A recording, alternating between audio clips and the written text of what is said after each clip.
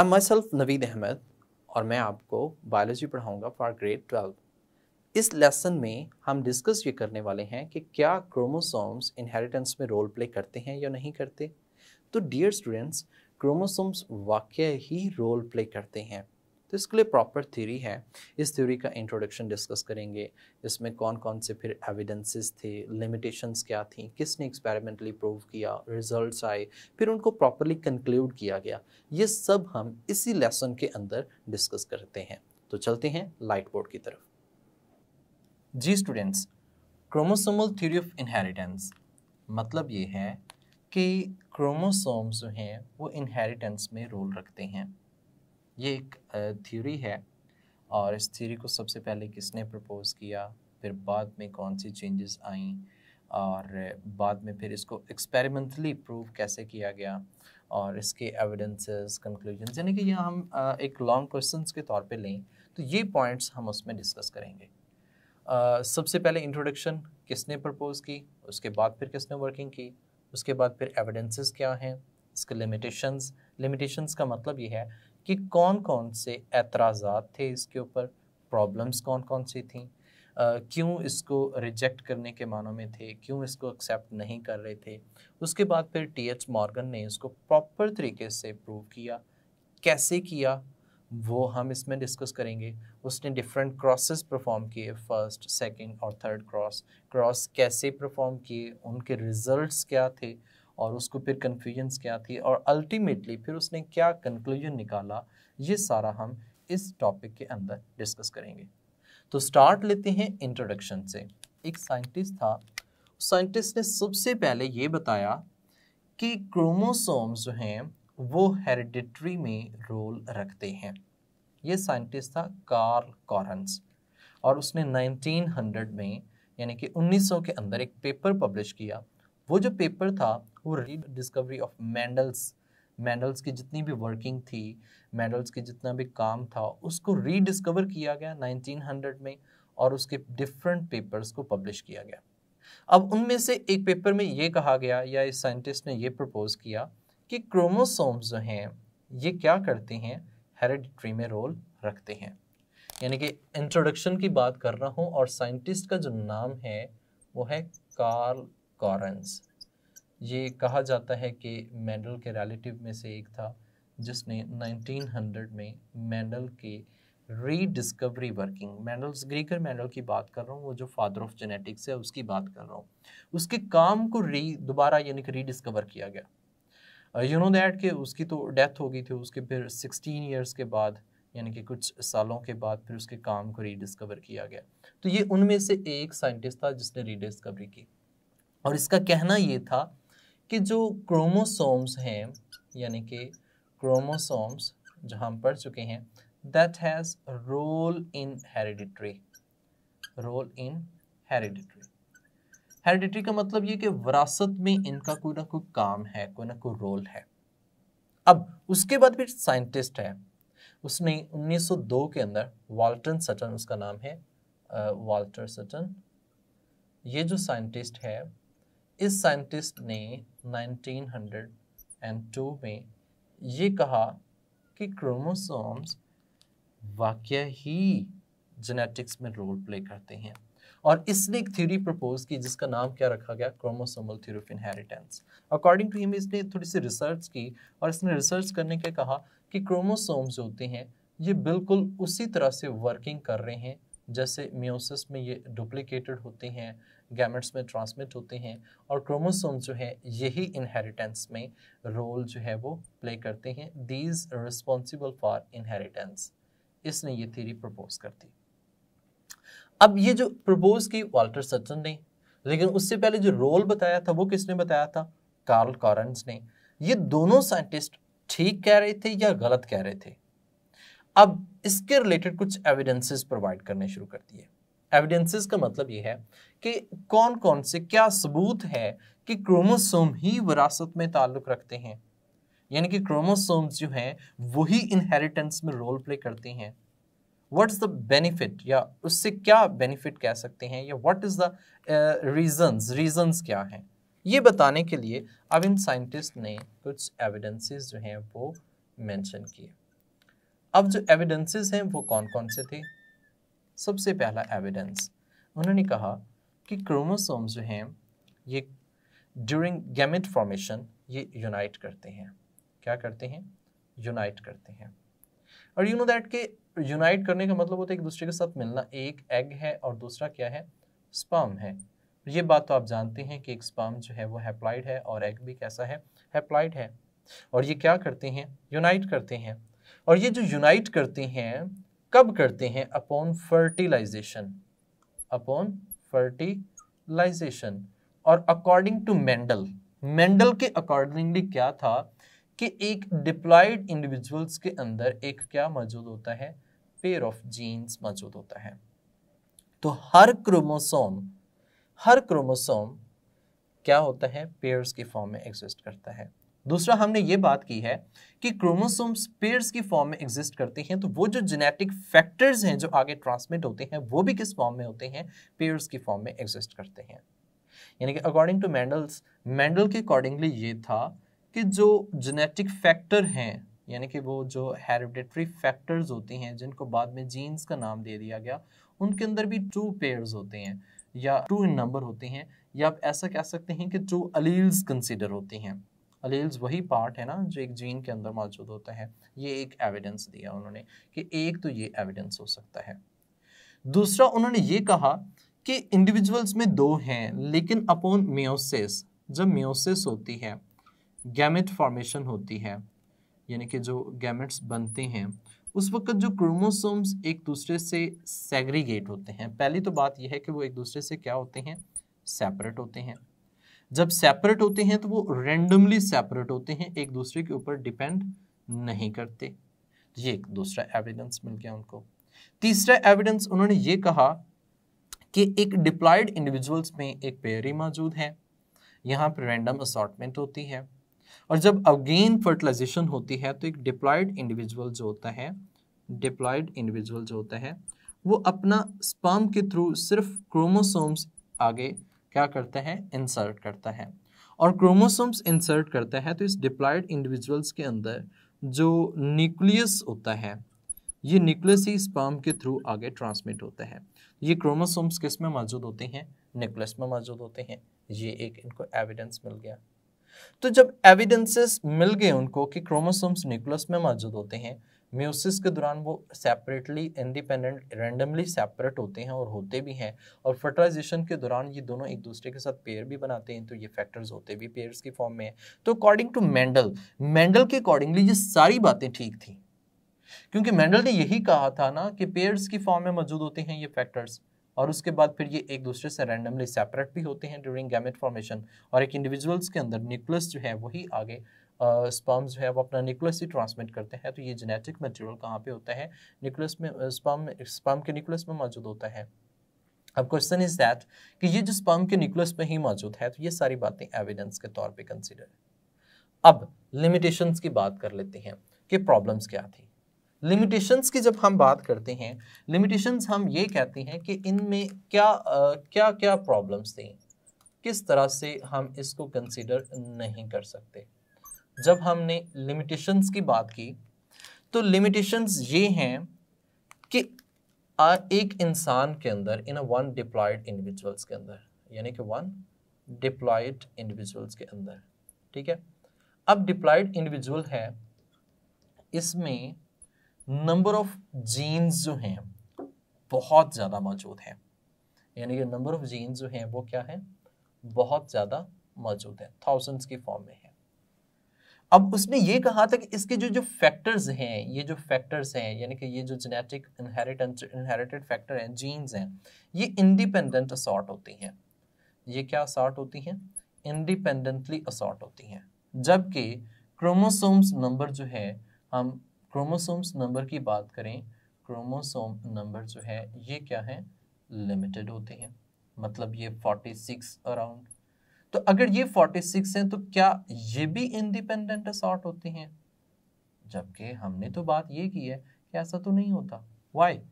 The reason is that कि ये factors तो थाउजेंड्स की तादाद में हैं, हंड्रेड्स की तादाद में मौजूद हैं, जबकि क्रोमोसोम्स का नंबर लिमिटेड है। तो अगर ये इंडिपेंडेंटली सॉर्ट होते हैं तो क्या ये भी साथ में इंडिपेंडेंटली सॉर्ट होते हैं?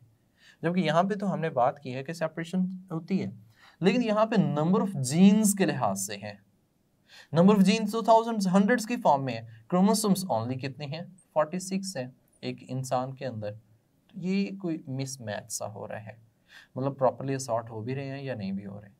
तो ये एक कन्फ्यूजन थी, एक इसके अंदर लिमिटेशंस कंसिडर की जा रही थी। यू नो दैट कि ये लिमिटेशंस ऐसे ही रहे जब तक हमारे पास ये जो साइंटिस्ट है टी.एच. मॉर्गन, इसने स्टडी करना स्टार्ट की। अब टी.एच. मॉर्गन की बात सुन लें।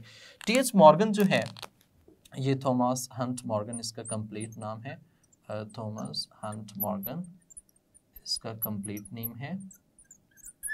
ये जो थॉमस हंट मॉर्गन है इसने 1910 में एक्सपेरिमेंट्स परफॉर्म किए, मतलब 8 साल तक पता ही नहीं चला कि इसके बेसिकली ठीक क्या है, बात ठीक कौन सी है, 8 साल तक पता ही नहीं चला।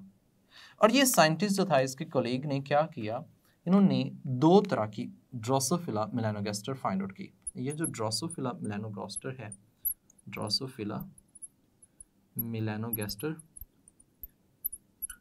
ये जो ड्रोसोफिला मेलानोगास्टर है ये हम फ्रूट फ्लाई को कहते हैं, फ्रूट फ्लाई।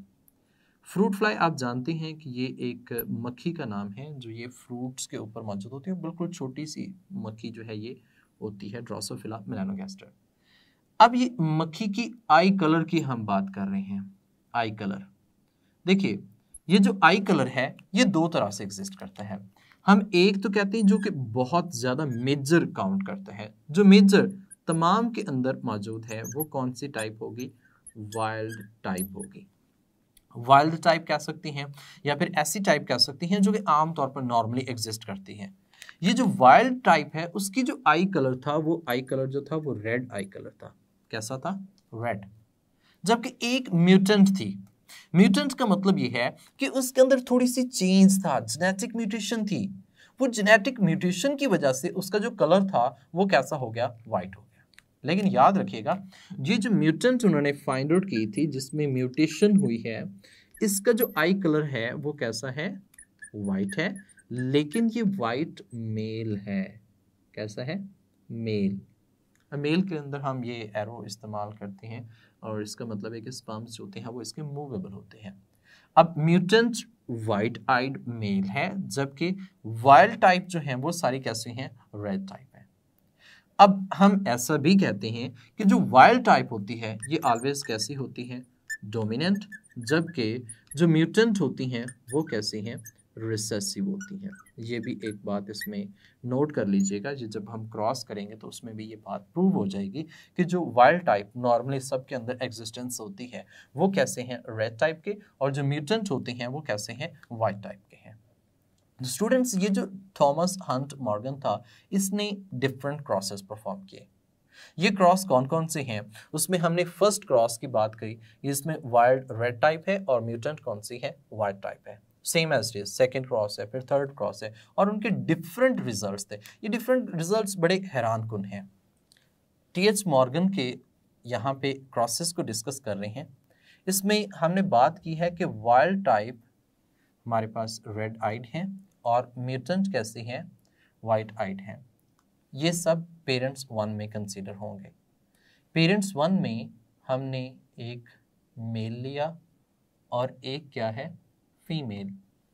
जबकि आप जानते हैं मेल जो है ये वाइट आइड है, जबकि जो फीमेल है ये कैसी है, रेड आइड है। इनके गैमेट्स बनेंगे, गैमेट्स बनने के बाद F1 आ जाएगा हमारे पास। F1 में देखा जाए तो सारे के सारे जो आएंगे इसमें ऑर्गेनिजम्स वो कैसे आएंगे, रेड आएंगे। आप ऐसे भी कह सकते हैं कि तमाम ऑर्गेनिजम्स F1 में जो अपीयर हो रहे हैं वो कैसे अपीयर हो रहे हैं, रेड अपीयर हो रहे हैं। हमने P1 से F1 को अटेन किया है, यानी कि इनको आपस में क्या किया है, क्रॉस करवाया है। जब तमाम के तमाम F1 में रेड हैं तो इससे एक बात नुमायां हो जाती है कि जो रेड आइड फीमेल या मेल या रेड आइड कैरेक्टरिस्टिक्स हैं वो कैसी हैं, डोमिनेंट हैं। ये बात जो हमने पहले की थी कि इनमें से डोमिनेंट कौन सा है, तो डोमिनेंट रेड आइड है। और you know that red eyed जो है ये कैसे हैं, वाइल्ड टाइप है। जबकि म्यूटेंट आइज इसमें एग्जिस्ट ही नहीं करती। अब जब बात करते हैं हम F2 की, तो F2 अटेन करने के लिए हम सेकेंड क्रॉस परफॉर्म करते हैं जो कि F1 को F1 के साथ क्रॉस किया गया। जब हमने F1 को F1 के साथ क्रॉस किया तो इससे ऑब्टेन होगी हमारे पास F2। F का मतलब होता है फीलियल जनरेशन, यानी कि हमने यहाँ पे आप ऐसा कह सकते हैं कि ब्रदर सिस्टर को आपस में क्रॉस करवाया है। यहाँ पे ऐसे आपने कहा कि एक हमारे पास जो है वो रेड आइड फीमेल है और एक रेड आइड मेल है, यानी कि हमने एक फीमेल और एक मेल को आपस में F1 को आपस में क्रॉस करवाया। जब F1 को आपस में क्रॉस करवाते हैं तो यहाँ पे जो ऑर्गेनिजम्स आते हैं F2 के अंदर, उनका टोटल नंबर जो था वो 4252 था, 4252 टोटल ऑर्गेनिजम्स इतने थे। इन टोटल ऑर्गेनिजम्स के जो ऑर्गेनिजम्स रेड आइड थे, कैसे थे?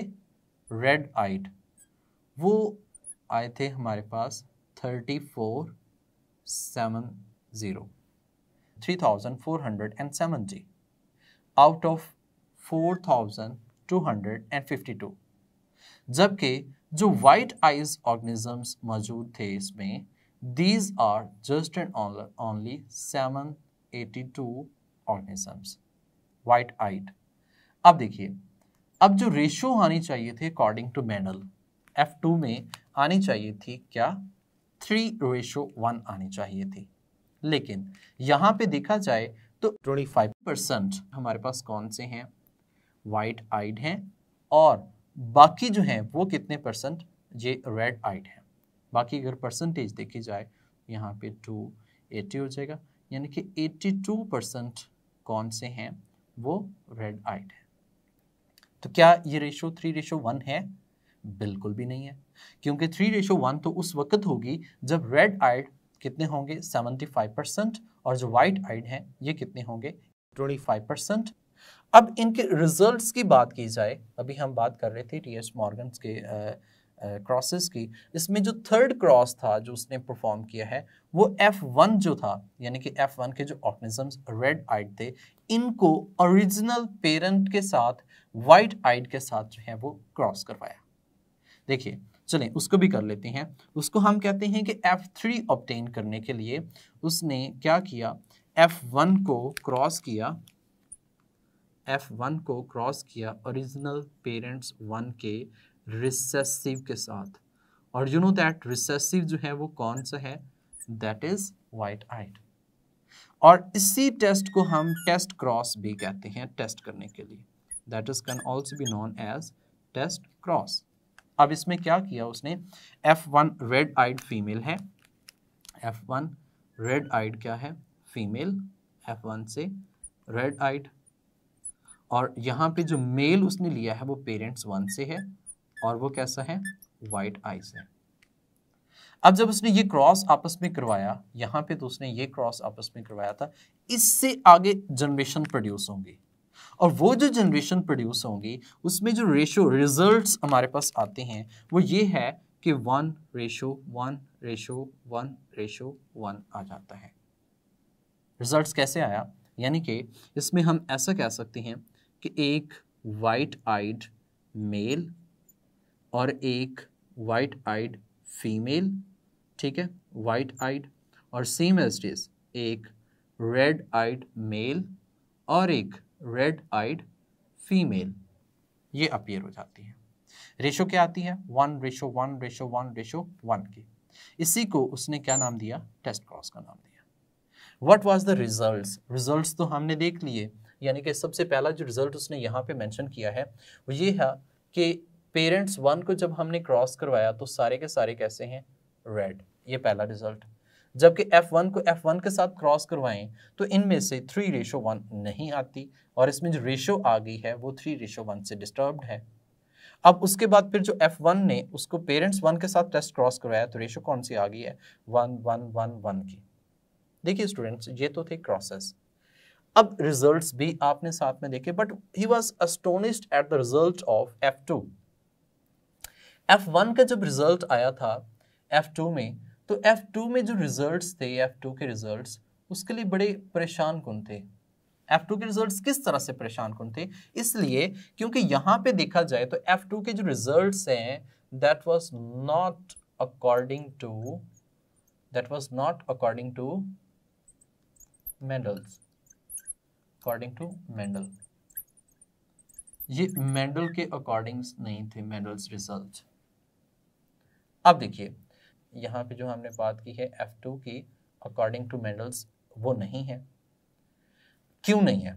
क्योंकि प्रॉपर रेशो क्या होनी चाहिए थी? 3:1, बट यहाँ पे नो प्रॉपर रेशो ही नहीं आई। ये भी एक प्रॉब्लम है। दूसरी प्रॉब्लम पता है क्या? यहाँ पे जितने भी 782 आए हैं वो सारे के सारे जो थे वो मेल थे, ऑल मेल। यानी कि इसमें जो व्हाइट आइज आते हैं, व्हाइट आइज रिजल्ट में आए थे, व्हाइट आइड सारे के सारे ऑल मेल थे। अब उसके ज़हन में ये भी क्या कि क्या रेड आइड फीमेल व्हाइट आइड फीमेल एग्जिस्ट नहीं करती? इसमें क्या प्रॉब्लम हो सकती है? अब जब उसने ये देखा कि सारे के सारे व्हाइट आइड मेल हैं और 3:1 फॉलो नहीं हो रही और ये मेंडल्स के रिजल्ट के अकॉर्डिंग नहीं है, तो ही वाज कंफ्यूज्ड।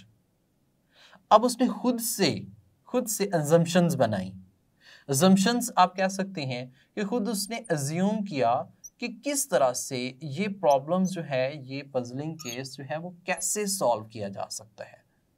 तो इन अजम्पशंस के अकॉर्डिंगली उसने सोचा मे भी हो सकता है व्हाइट आइड फीमेल जो है दैट नॉट वायबल। वायबल का मतलब ये होता है कि वो जिंदा ना रह सकती हो, सर्वाइव ना कर सकती हो, उसमें कोई ना कोई प्रॉब्लम हो सकती है। या फिर ये भी हो सकता है कि वो जो म्यूटेंट टाइप जो है वो ज्यादा अमाउंट में है, ये कम अमाउंट में है। तो मेनली उसने ये एक बात सोची कि हो सकता है कि फीमेल एग्जिस्ट ना करती हो। फिर उसने इस पजलिंग केस को टेस्ट करने के लिए जब उसने देखा तो ये क्या रिजल्ट आया उसके पास, इसने पजलिंग केस को टेस्ट क्रॉस परफॉर्म किया। फिर उसने क्या परफॉर्म किया? Test cross. जब टेस्ट क्रॉस परफॉर्म किया तो उसके पास रिजल्ट्स आ गए, कंक्लूजन्स आ गए। अब क्या कंक्लूजन्स थे, क्या रिजल्ट्स थे? देखिए स्टूडेंट्स, अब उसके जो रिजल्ट्स थे वो ये थे कि जो ऑर्गेनिज्म वहां पे F2 में अपीयर नहीं आया तो दैट इन्वॉल्व सेक्स। वो क्या इन्वॉल्व करता है? Sex of organisms. ऑर्गेनिजम्स का सेक्स उसमें इन्वॉल्व होता है। सेक्स मीन टू से कि वो जेंडर, मेल और फीमेल। अब सेक्स डिटर्मिनेशन जो बेसिकली हम ऐसे कहते हैं कि ऐसी ट्रेट्स, ऐसी genes which are present upon X chromosome, जो किस पे मौजूद हों? X क्रोमोसोम के ऊपर मौजूद हों, उनको हम X linked trait के नाम से मेंशन करते हैं। These traits are known as X linked traits। उनको हमने X linked traits के नाम से मेंशन किया है। देखिए स्टूडेंट्स, ये जो X linked traits हैं, ये तो आप बात जानते हैं, फीमेल में सिर्फ उसी वक्त अपीयर होंगे जब ये होमोजाइगस होंगे रिसेसिव कंडीशन में, और मेल के अंदर इधर इट इज होमोजाइगस इधर इट इज हेट्रोजाइगस ये अपीयर करेंगे।